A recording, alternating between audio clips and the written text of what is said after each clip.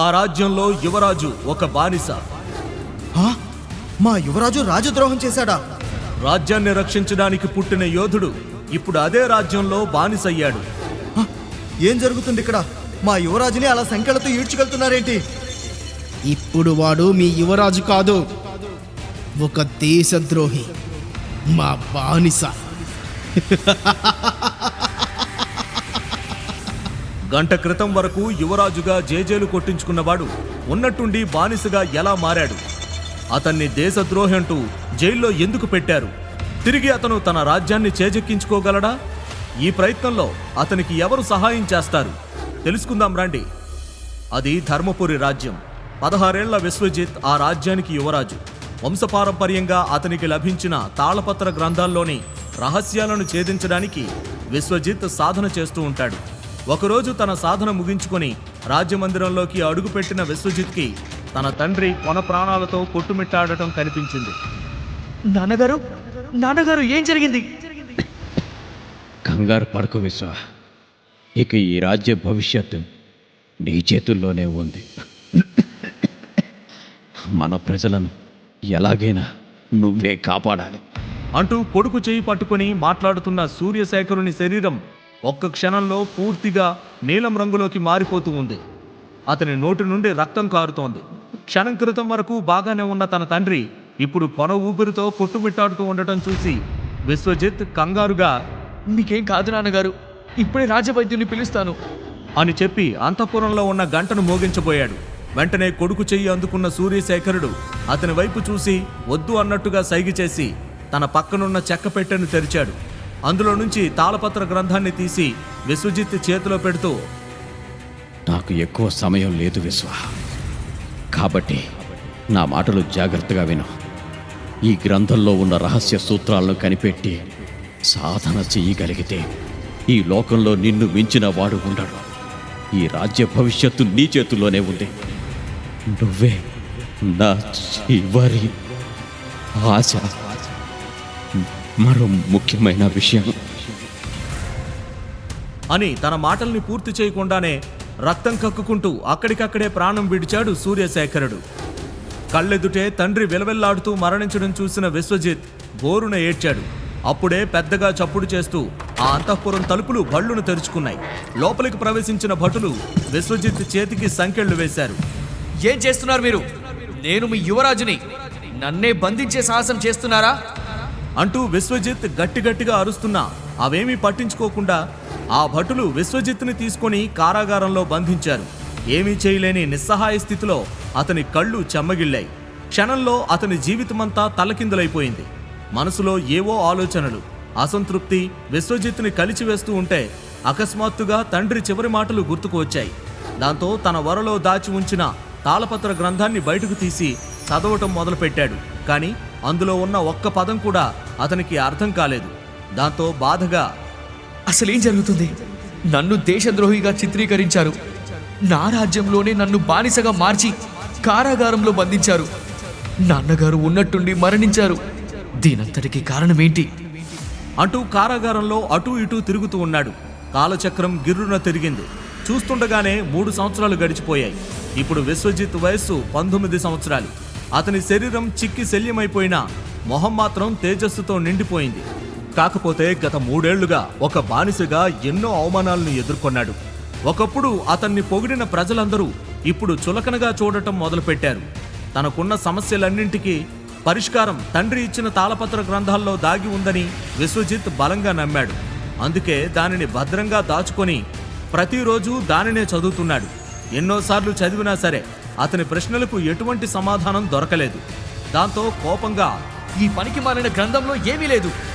ఇందులో రహస్యమైన ఏవో సూత్రాలున్నాయని, అవి నాకు శక్తులు ఇస్తాయని 3 ఏళ్లుగా రోజు దీన్ని చదివి సమయాన్నంతా వ్యర్థం చేసుకున్నాను అంటూ తన కోపాన్ని తాళపత్ర గ్రంథం మీద చూపిస్తూ దాన్ని 2గా చించేశాడు. తరువాత దాన్ని బూడిద చేయాలనుకొని పక్కనే ఉన్న కాగడా తీసుకొని దానికి నిప్పంటించాడు. మంటల్లో కాలిపోతూ ఉన్న తాళపత్ర గ్రంథాన్ని చూసిన వెంటనే తాను చేసింది తప్పని భావించి నిప్పుల్లో కాలిపోతూ ఉన్న గ్రంథాన్ని బయటకు తీశాడు. అప్పటికే ఆ గ్రంథం పూర్తిగా కాలి బూడిదైపోయింది. గ్రంథంలోని ఏవైనా కొన్ని పత్రాలైనా సురక్షితంగా ఉన్నాయేమోనని వెతకడం మొదలుపెట్టాడు. ఇంతలో ధగధగా మెరుస్తూ ఒక బంగారు పత్రం అతని కంటపడింది. దాన్ని చూడగానే విశ్వజిత్ అయోమయంలో పడ్డాడు. ఇప్పటిదాకా ఈ గ్రంథాన్ని నేను కొన్ని వేల సార్లు చదివాను, కానీ ఒక్కసారి కూడా ఈ బంగారు పత్రం నాకు కంటపడలేదు.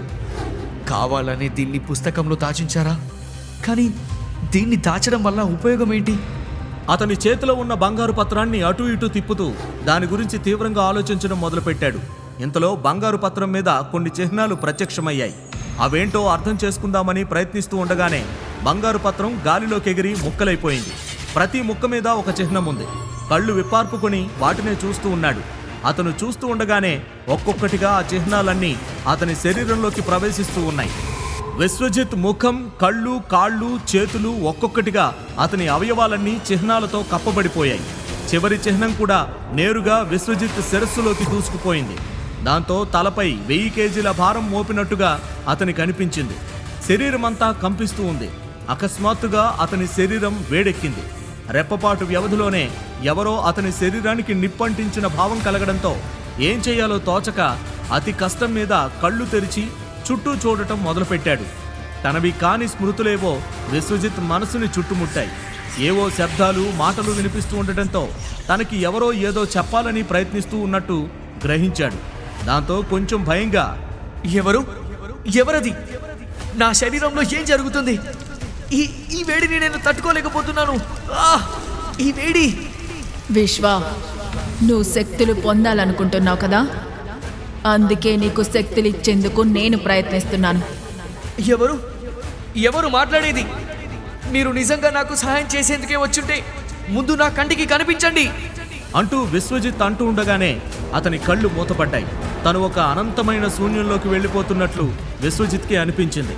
ఆ శూన్యంలోనే విశ్వజిత్ ముందు ఒక పెద్ద పాత్ర ప్రత్యక్షమైంది. అది పూర్తిగా నలుపు రంగులో ఉంది. ఆ పాత్రపై నీలం రంగులో నవనాగుల పాత్ర అని రాసి ఉంది. ఆ పాత్ర చుట్టూ 8 నాగుపాముల శిల్పాలు చెక్కబడి ఉన్నాయి. దీనంతటినీ విశ్వజిత్ తన మనసు ద్వారా అనుభూతి చెందుతూ ఉన్నాడు. ఆ పాత్ర మీద ఉన్న 9వ దివ్య నాగుపాము ఒకసారి బుసలు కొట్టగానే నవనాగుల పాత్ర చిన్నగా తిరగటం మొదలుపెట్టింది. పాత్ర లోపల నుండి విచిత్రమైన శబ్దాలతో పాటు అగ్ని జ్వాల పుట్టింది. ఆ అగ్ని శుద్ధ శ్వేతవర్ణంలో ఉంది. విశ్వజిత్ శరీరాన్ని ఆ శ్వేతాగ్ని దహించి వేస్తూ ఉంటే ఆ నొప్పి నుండి విముక్తి పొందడానికి మరణమే సరైన మార్గం అనుకున్నాడు విశ్వజిత్. వెంటనే ఆకాశవాణితో మాట్లాడుతూ, ఇలా నన్ను అగ్నితో దహించడమే మీరు నాకు చేసే సహాయమా? దీనికన్నా నాకు చావుని ప్రసాదించండి. సంతోషంగా ప్రాణాలు వదిలేస్తాను. నీకు శక్తులు కావాలి అంటే కొన్ని పరీక్షలు ఎదుర్కోవాల్సి ఉంటుంది విశ్వ. ఈ శ్వేత అగ్ని నీలో ఉన్న ఆత్మను శుద్ధి చేస్తుంది. అప్పుడే నీకు శక్తులు పొందే అవకాశం లభిస్తుంది అంటూ ఆకాశవాణి మాటలు వినిపించాయి. కానీ శ్వేత అగ్ని జ్వాలల్ని విశ్వజిత్ భరించలేకపోతున్నాడు. అతని శరీరంలోని అణువణువు అగ్నిలో మండుతూ ఉంది.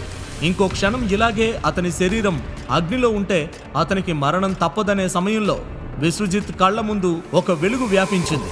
ఆ వెలుగు నుండి తెల్లని వస్త్రాలు ధరించి ముఖంపై చిరునవ్వుతో జనార్దన మహర్షి ప్రత్యక్షమయ్యాడు.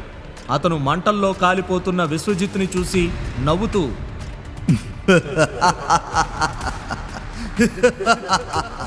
శతాబ్దాలుగా ఎదురు చూస్తూ ఉన్న నా కోరిక నెరవేరబోతోంది. దానికి ఇదే పునాది విశ్వ అని చెప్పి ఆ మహర్షి మాయమైపోయాడు. మహర్షిని చూస్తూ అయోమయంలో ఉన్న విశ్వజిత్ మరుక్షణమే కుప్పకూలిపోయాడు. అతని శరీరం ఒక్కసారిగా చల్లబడిపోయింది. దాంతో ఉలుకు పలుకు లేకుండా పడి ఉన్నాడు విశ్వజిత్. ఉదయాన్నే కారాగారం దగ్గరకు వచ్చిన ఒక భటుడు లోపల విశ్వజిత్ స్పృహ లేకుండా పడి ఉండటం చూసి కంగారుగా లోపలికి వచ్చాడు. అప్పటికి కూడా విశ్వజిత్లో ఎలాంటి కదలిక లేదు. అతను ప్రాణాలతో ఉన్నాడో లేదో చూద్దామని ఆ భటుడు విశ్వజిత్ గుండె చప్పుడు వినేందుకు ప్రయత్నించాడు. అంతే, ఒక్కసారిగా ఆ భటుని గుండె వేగంగా కొట్టుకోవడం ప్రారంభమైంది. అతని కాళ్ళు, చేతులతో పాటు శరీరం మొత్తం కంపించడం ప్రారంభమైంది. విశ్వజిత్ ప్రాణాలతో ఉన్నాడా? అసలు విశ్వజిత్ తండ్రి చావుకి కారణమేంటి? విశ్వజిత్ని బందీగా కారాగారంలో ఎందుకు బంధించారు? అతనికి సహాయం చేసేందుకు ఆకాశవాణి ఎందుకు ప్రయత్నిస్తోంది? జనార్దన మహర్షి ఎవరు? ఈ ప్రశ్నలకు సమాధానాలు తెలుసుకోవాలంటే నెక్స్ట్ ఎపిసోడ్ వినాల్సిందే. క్రింద ఇచ్చిన లింక్ ని క్లిక్ చేసి పాకెట్ ఎఫ్ఎం యాప్ ని ఇన్స్టాల్ చేసుకోండి. Stay tune to pocket FM.